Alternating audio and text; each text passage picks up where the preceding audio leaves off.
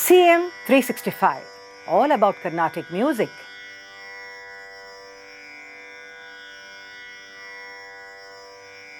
In the earlier episode, I had detailed to you what an opera or a Geyanataka is in the context of our Indian music itself. And I had also made a mention about Tyagarajar having composed two very important Geyanatakas, the Prahalada Bhakti Vijayam and the Nauka Charithram. The Prahalada Bhakti Vijayam, of course, is a much longer one, as I mentioned, that also that it has got 5 acts.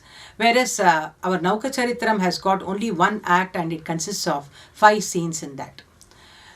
Now, if you look at the compositions of Tyagarajar, it's a reflection of many aspects of the Ramayana, which have come out as an outpour, I would say, through his soulful songs and the various kritis that he has composed. Probably Tyagarajar also thought of doing something on other 2 important avataras of Vishnu, that is, the Prahalada Bhakti Vijayam, relating to the incarnation prior to Rama, and the Nauka Charithram, which depicts Krishna and the gopis, probably as the incarnation of Rama at a later point of time.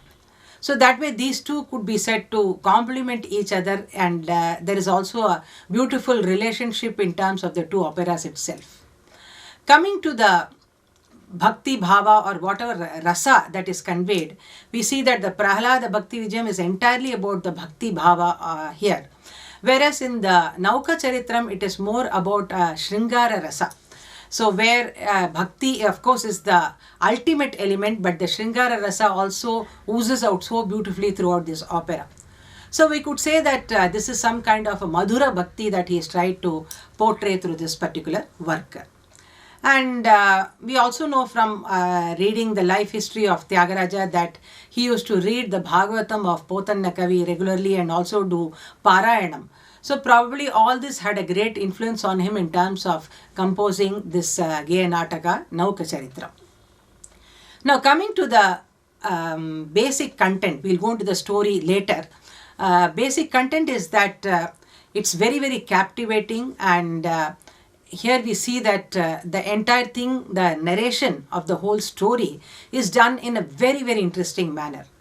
And Tyagaraja's own creation, this is the story that he has conceived in this Nauka Charithram, we see that it does not have any base in the Bhagavatam. That is, the storyline that he creates throughout this particular work is totally the imagination and creation of Tyagaraja, which he has taken to absolute great heights, I would say, through his beautiful narration, through the way he has used songs and other poetical meters to convey the whole thing, and how coherently and beautifully he has woven the entire work is absolutely amazing.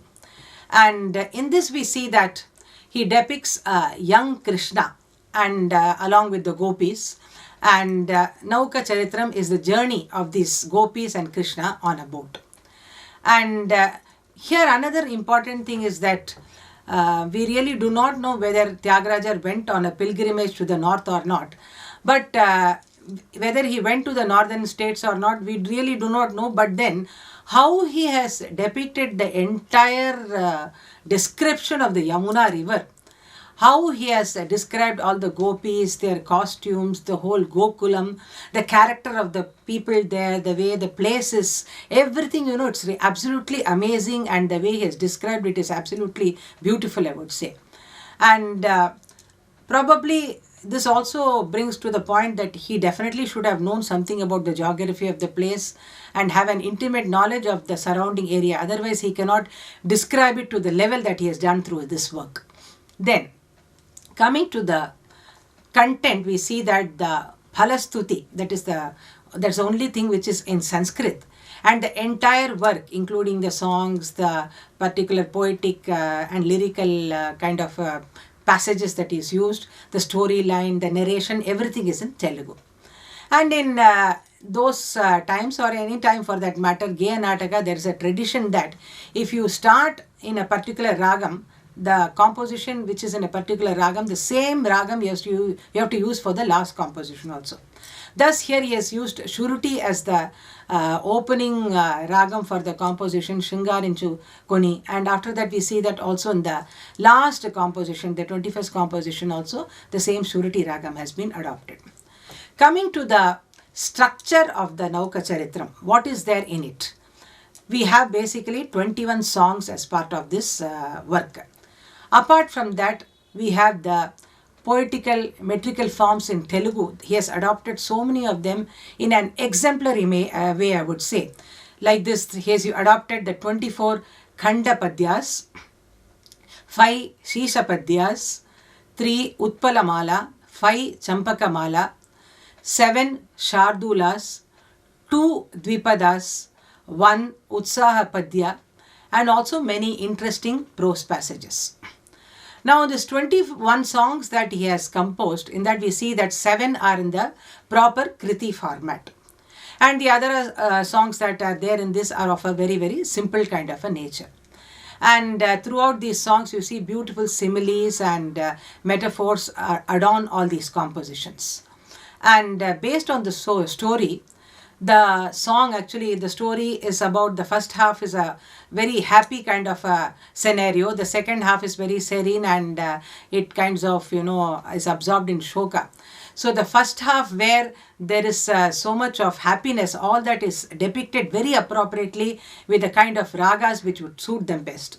Similarly, to depict the shoka rasa, he has used very, very appropriate ragas to kind of clearly define the kind of mood that he is trying to convey in that particular part of the story.